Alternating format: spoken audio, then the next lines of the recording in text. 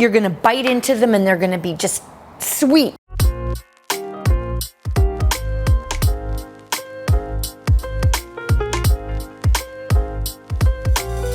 Here we go with delicious, easy, accessible.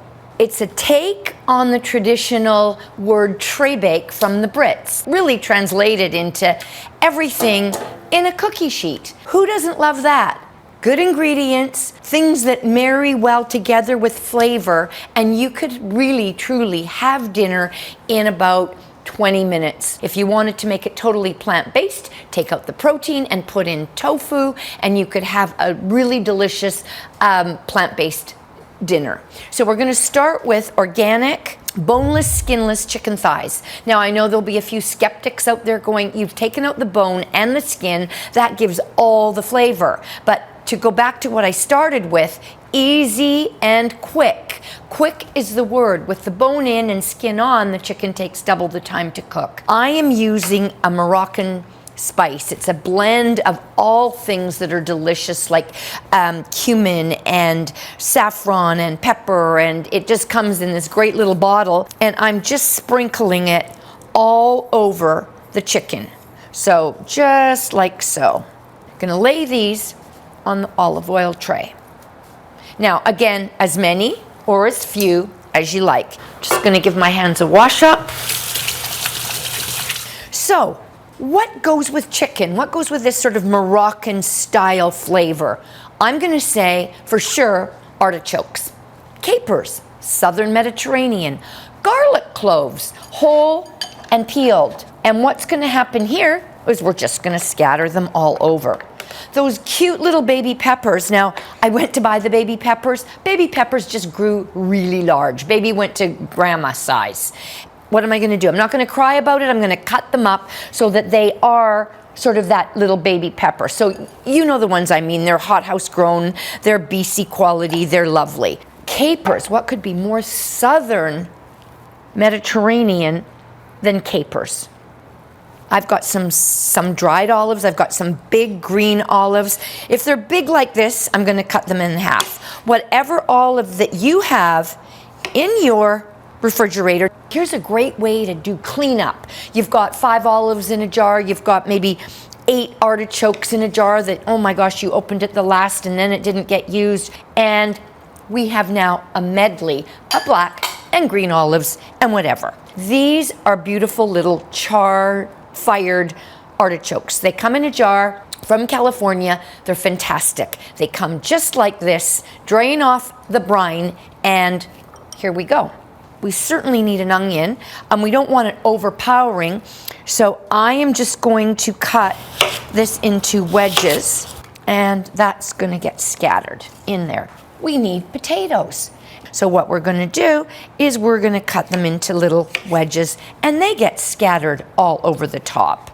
So you can see that this is a delight of your flavors. If you think that you want to toss in some sausage, I think that would go great. Some chorizo, again, would be beautiful. Take it all out, like I mentioned earlier, and put some tofu in. I've got fresh thyme, and I'm just going to scatter that all over, like so. And rosemary, so all over. Lemons, of course. How could we not have lemons in there? I'm going to do orange slices.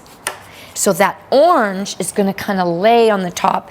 It's going to release the juice, and then it is going to caramelize, and it sort of protects the chicken from drying out. So it's kind of like it's skin, but it's not the skin. It's going to give juice to that chicken all over the top.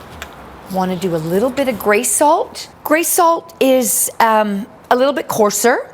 It's raked from the sea, much like fleur de sel, but it isn't as fine. And it's quite coarse, perfect for focaccios and breads, but it's also beautiful for something like this because it doesn't immediately dissolve.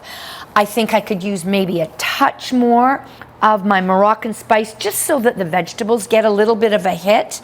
And then I've got some parsley. And then those veg are crying for their best friend, olive oil. So we've got everything here that you could think of. The only thing that I might add that I think would be really an enhancement would be anchovy fillets, but it sometimes puts people off, but it really gives that umami flavor. So that, my friends, is probably one of the most easy, fast, delicious, and gorgeous tray bakes. Let me show you what it looks like when it's all done.